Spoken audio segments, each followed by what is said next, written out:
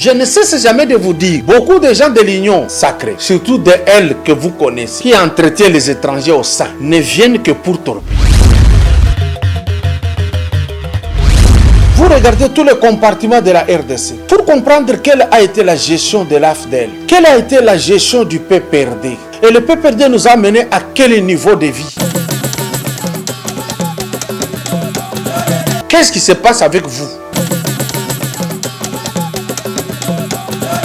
Yuma a dit tout est vendu à vil prix. C'est à vous les Katangais de constater. Yuma vous a dit, il a cité pendant qu'on vendait 2 Katangais, un gouverneur et un président de la République. Ils ont vendu.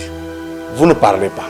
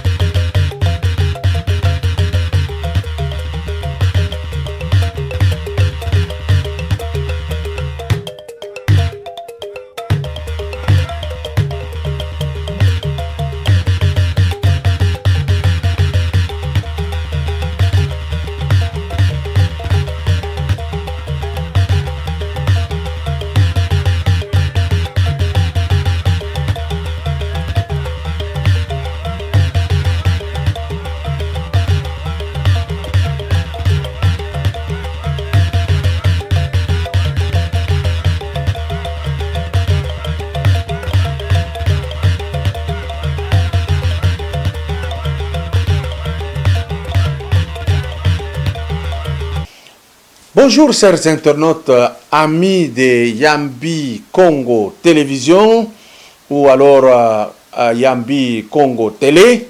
Merci de votre geste combien louable qui me fait énormément de plaisir. Vous savez, nous sommes mardi aujourd'hui, c'est la seconde étape de la semaine. Ici, l'actualité, c'est que les chefs de l'État continuent à faire la ronde. Beaucoup de gens ne comprennent pas pourquoi il fait tous ces tours. Pour comprendre, il faut prendre la RDC. Vous la mettez comme ça à distance. Vous l'observez. Vous regardez tous les compartiments de la RDC. Pour comprendre quelle a été la gestion de l'AFDEL. Quelle a été la gestion du PPRD? Et le PPRD nous a menés à quel niveau de vie? Voilà pourquoi. La malhonnêteté du Congolais, la mauvaise foi du Congolais, fait que le chef de l'État ne puisse pas permettre d'envoyer tout simplement quelqu'un dans ce qui est coopération, dans ce qui est affaires étrangères. Il s'implique lui-même. Parce que ça, il ne faut pas ignorer. Que ces gens, ils étaient là. Mais ils ont tout détruit. À quoi bon? Pourquoi vous voulez que le chef de l'État reste au pays, il croise les bras, et qu'il envoie les mêmes gens qui ont tué ce pays? Vous allez me dire, mais c'est avec eux qu'il constitue l'union sacrée. Bien sûr, bien entendu. Parce qu'on ne fabrique pas d'autres gens. Si on avait un moule à fabriquer des hommes nouveaux, on les fabriquerait, on les amènerait déjà. Il les a trouvés là-bas. Vous allez dire, mais pourquoi ils ne cherchent pas les autres? Oui, on ne change pas un député en cours mandat pour le remplacer par quelqu'un d'autre. Pour avoir d'autres députés, il faut passer par les élections.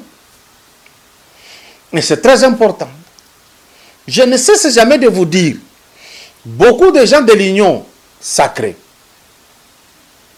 surtout de elles que vous connaissez, qui entretiennent les étrangers au sein, ne viennent que pour torpiller. Et les chefs doivent être prudents avec des gens comme ça. Ce sont ces mêmes gens-là qui avaient fait un coup fourré au président Bati Lukwebo, aujourd'hui président du Sénat, celui qui avait le grand parti dans la famille majorité présidentielle du temps. Sa candidature au Sénat, ces gens avaient comploté pour que ça ne puisse pas passer. Quand c'était passé par le forcing, ils se sont mis ensemble pour l'écrouler.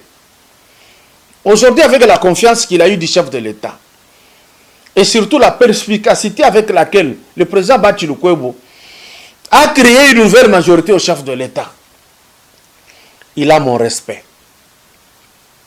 Et lui là, le président Bati, n'oublie pas ces gens avec qui il travaille. Il le sait. Alors le chef de l'État est allé en Zambie. Et je pense qu'en Zambie, ils peuvent parler les problèmes qui regardent la voie ferrée. Parce que ce qui se passe au niveau du Katanga est inadmissible. Chaque fois que les Kassaïens vont acheter leurs marchandises, qui doivent passer par là, ils connaissent toujours des déboires. Il n'y a pas de wagon, il n'y a pas de locomotive, il n'y a rien. On crée des raisons et les marchandises pourrissent. C'est pourquoi les Kassaïens demandent au chef de penser à ce que une route là qu'on appelle le Mbouji, je ne sais pas si c'est... Quand la Mbouji, c'est comment l'appellation? Bon, je n'appelle pas ça très bien, j'ai déjà oublié, souvent j'oublie ça. C'est une route qui peut aller de Mboujimai, qui peut prendre tout ce qui est à Monedit ou passer par Mboujimai, ça va aller jusqu'au Kasaï central, dépasser, aller à Chikapa, prendre l'Angola et faire un tour. Parce que chaque fois au niveau du Katanga, il y a du sabotage. Ce n'est pas aujourd'hui que cela commence. La route Kalala-Mbouji, il faut l'exploiter. Alors, peut-être le chef peut négocier lui-même avec les Zambiens et les Tanzaniens. Si ces gens du Kasaï achètent leurs marchandises, que les locomotives et les wagons de là puissent transporter pour eux. Parce que sincèrement, ce qui se passe dans le Congo, c'est de l'extraordinaire. Alors, ça c'est une parenthèse ouverte. Je reviendrai sur une émission en Swahili pour parler du Katanga, le Grand Katanga. Je suis en train de me poser la question de savoir qu'est-ce qu'ils disent après avoir entendu les vérités sortir toutes crues de la bouche d'Albert Yuma. Qu'est-ce que les Katangais peuvent attendre encore? Pourquoi ils ne manifestent pas? Je disais tout le temps, pour qu'une petite bavure de la communauté kassaïenne là-bas, ils sont prêts, ils agissent, ils font des déclarations pompeuses. Mais pour ce qui est de leur vie, d'une si grande vérité comme celle d'Albert Yuma, que la Gécamine est vendue pour des années, les Katangais sont calmes. Là, aucune force déployée. C'est ce qui est extraordinaire. C'est ce qui me dit, mais mon Dieu, quel peuple. Vous comprenez quand je disais, ils le font sans projet. Parce que regardez, ils ne peuvent avoir de grands projets qu'avec leur propre richesse. Mais leurs frères propres viennent de brader cette richesse pour des années longtemps. Ils n'agissent pas. Mais il suffit une bavure de Wewa là-bas. Oh, tout le monde. Ici, communauté Saint-Pierre. Oh, là, l'oiseau, la Mikuba. Ici, Bungebouya. Là-bas, Aluba, Ibukata. Tout le monde sort. Tout le monde parle. Tout le monde fait voir que ces gens, il ne faut jamais vivre avec eux. Il faut qu'ils partent. Parce que leur présence nous empêche de développer le Grand Katanga. Yuma a dit, tout est vendu à vil prix. C'est à vous les Katangais de constater, Yuma vous a dit, il a cité, pendant qu'on vendait, 2 Katangais, un gouverneur et un président de la République. Ils ont vendu. Vous ne parlez pas.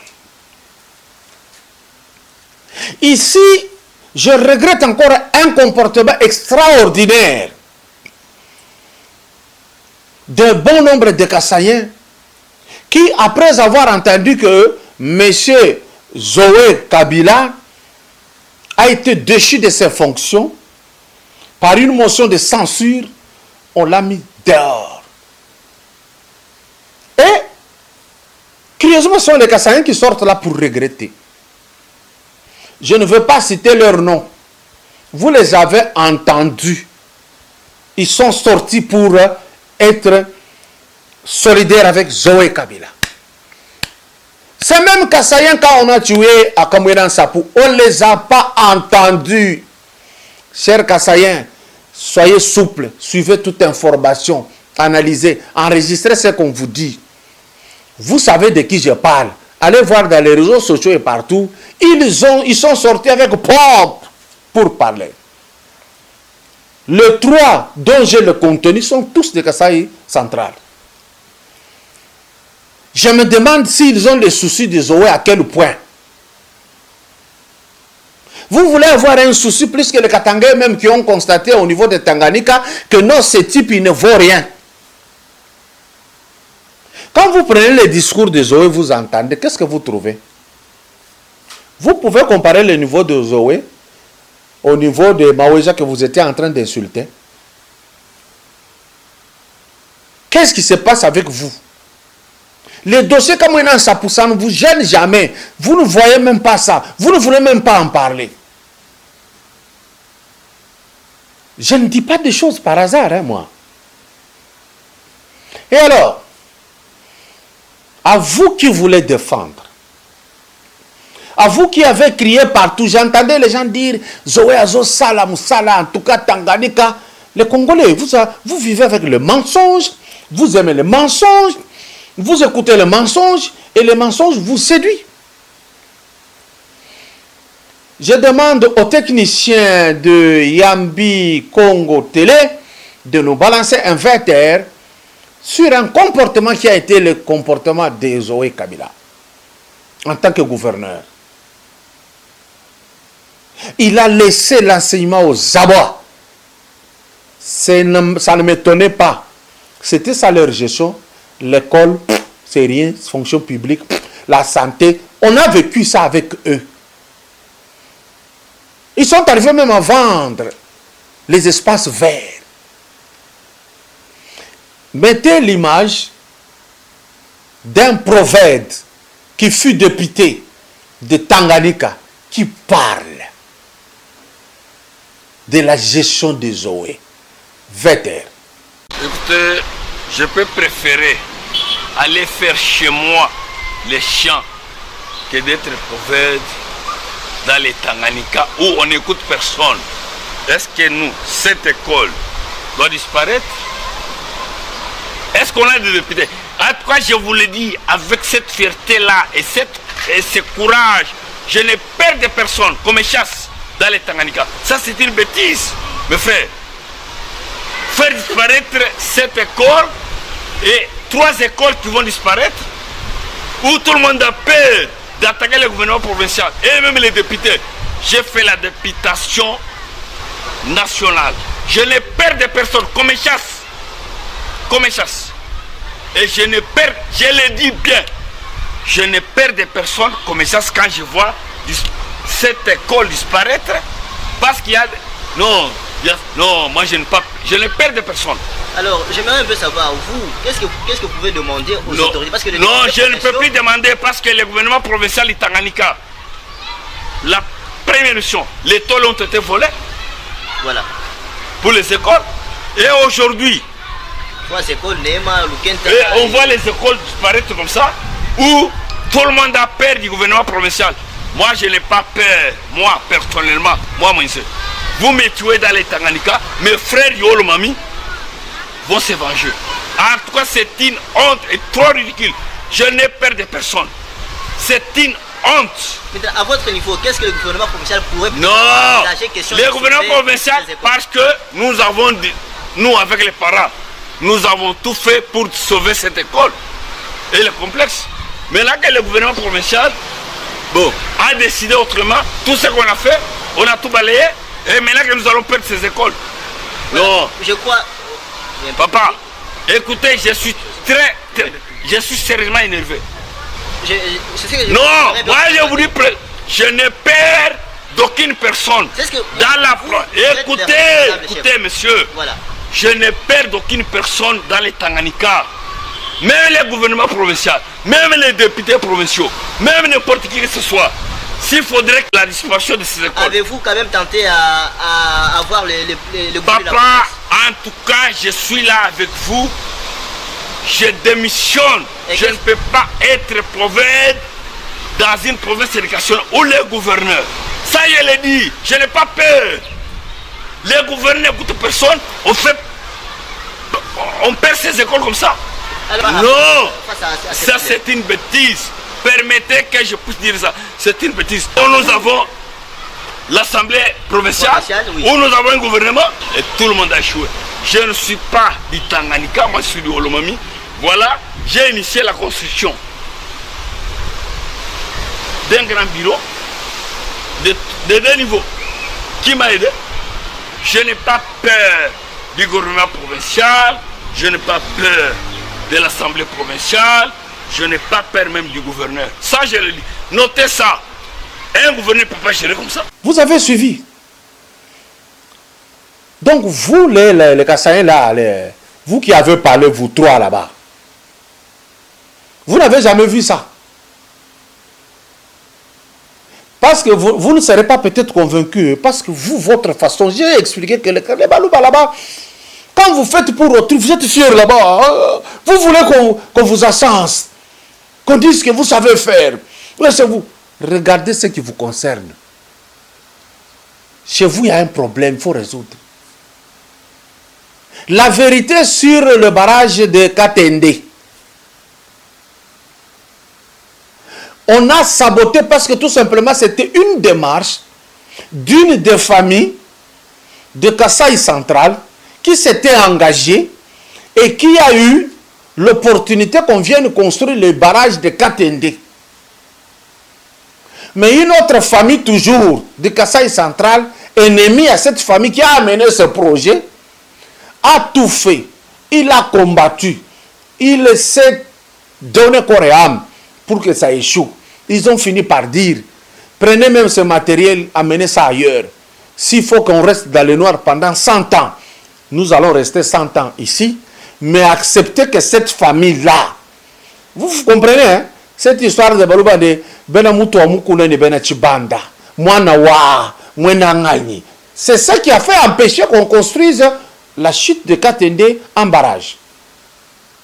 Et tout ce matériel-là, c'est pendant la période de Kabila.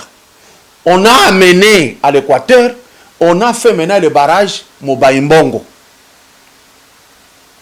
Vous voyez ce que vous êtes. Cette histoire de Kabila Zoé vous intéresse comment? Vos frères et vous de Cameroun qui sont encore en brousse, ils ne vous intéressent pas.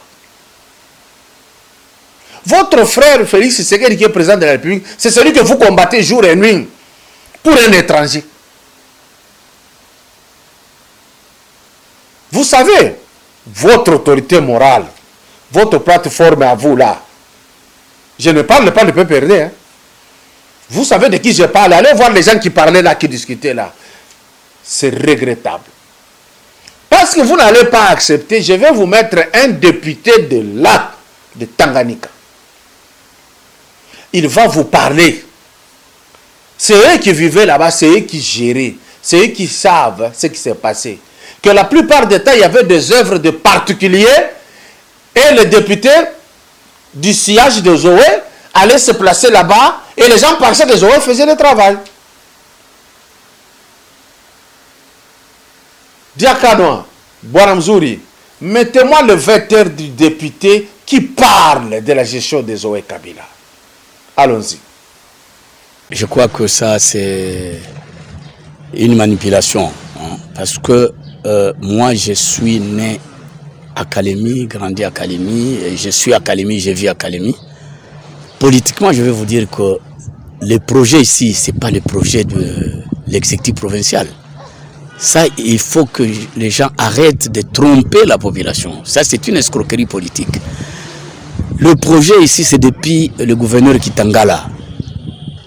Quand il fut le commissaire spécial, où le Kitangala est devenu gouverneur, on l'appelait d'abord commissaire spécial.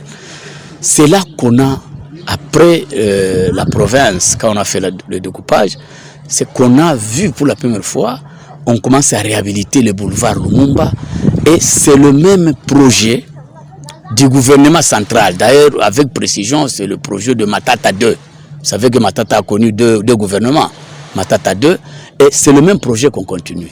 Aujourd'hui, il n'y a aucun projet de l'exécutif provincial. Je parle en connaissant des causes. Je connais le budget de la province. Donc, il n'y a pas l'argent qu'on est en train de donner de la part du projet de l'exécutif. C'est le projet du gouvernement central, c'est ACGT qui exécute. Il y a encore un autre projet, Master Forest, qui exécute. Des histoires de lampadaires que vous êtes en train de voir. Donc, Zoé est venu, il a tout trouvé ici. Donc, il n'y a rien, et il n'y a rien qu'on nous dise quelles sont les routes qu'on a déjà arrangées. Hein? Moba, Kongolo, Manono, partout. Il n'y a rien.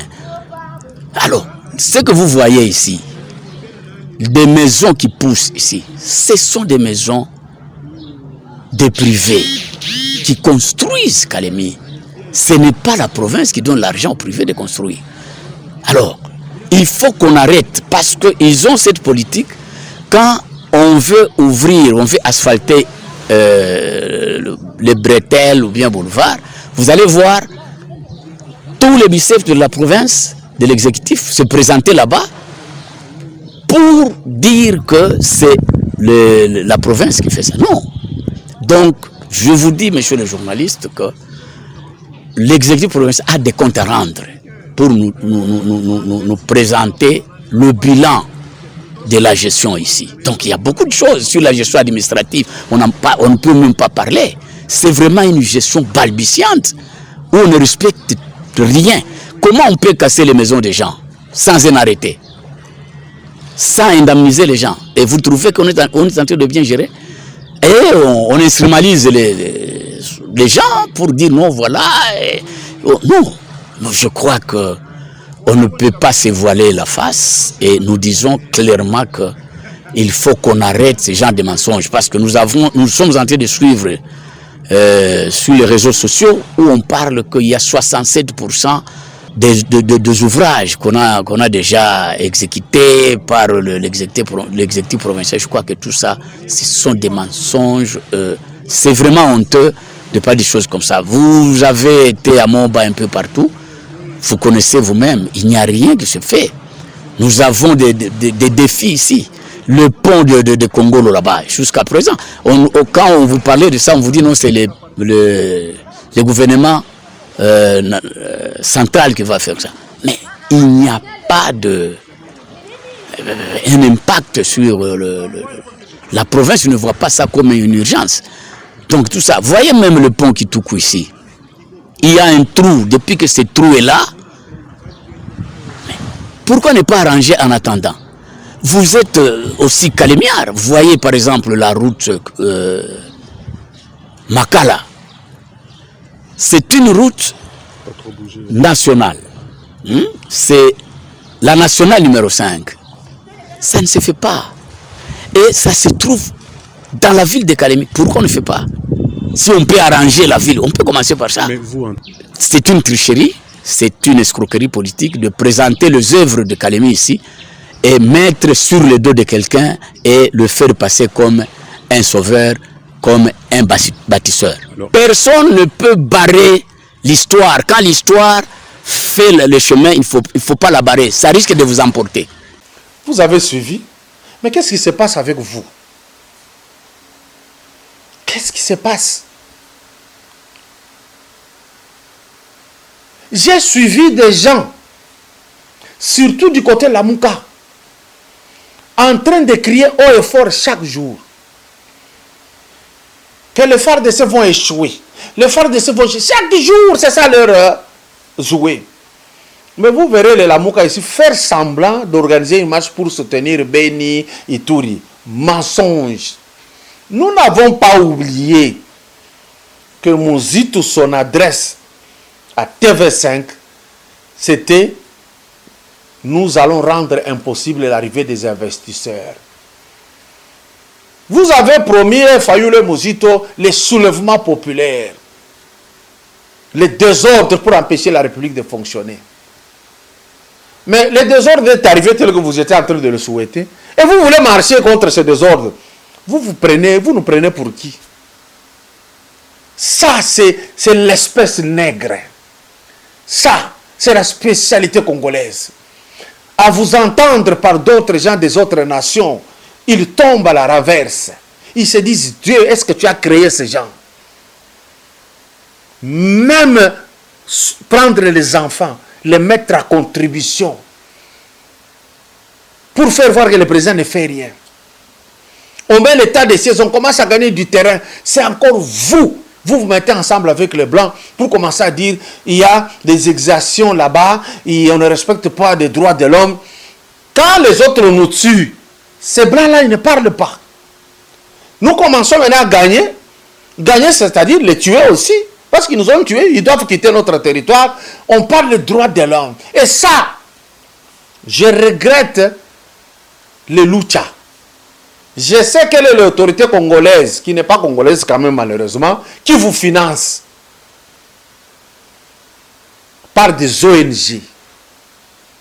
On ne comprend pas bien votre rôle, vous. Vous avez semblé être avec pour la République. Maintenant que la République commence à marcher, maintenant commence à faire tout ceci, non, on ne s'est pas concerté, vous n'allez pas faire l'état de siège. L'état de siège vous empêche de vivre. L'état de siège bloque le fonctionnement des entreprises privées que vous avez. Ça bloque la fonction publique. Ça bloque quoi? L'état de siège pour 30 jours. Vous voulez en faire un problème. Et parmi ces députés-là qui parlaient parce que Zoé est allé dehors, ils se sont mis debout pour dire on n'allait pas commencer par... On allait commencer par quoi? Vous les experts politiciens du monde qui travaillaient contre la République démocratique du Congo. Extraordinaire, n'est-ce pas? Pour vous, l'objectif, haute doigt là que je mette, vous êtes sans projet. Sincèrement. Quand vous entendez quelqu'un chaque jour chanter, ils vont échouer, ils vont échouer, ils vont échouer, ils vont... Qui vont échouer? Les FARDC. En quoi? À nous libérer des occupants, à nous libérer des agresseurs. Nous sommes un peuple extraordinaire. Dieu, tous ces gens-là qui parlent comme ça, il faut les frapper de fortes maladies. Que leur bouche pourrisse, qu'ils n'aient plus la possibilité de parler. Les Congolais, nous avons souffert depuis 1960 jusqu'à ce jour. Nous allons lutter pour être libres, être comme d'autres nations. Ces gens-là qui complotent, Dieu, il faut les frapper de maladies. Qu'ils meurent, parce que nous n'en voyons pas leur présence ici. Si vous ne voulez pas du Congo, allez ailleurs. Le Rwanda n'est pas loin, même à pied, allez-y. L'Ouganda, allez-y. C'est une honte. Je reviendrai dans une émission élaborée pour vous dire de ne pas trembler dans cette histoire de accord de l'Emera. Vous tremblez pourquoi?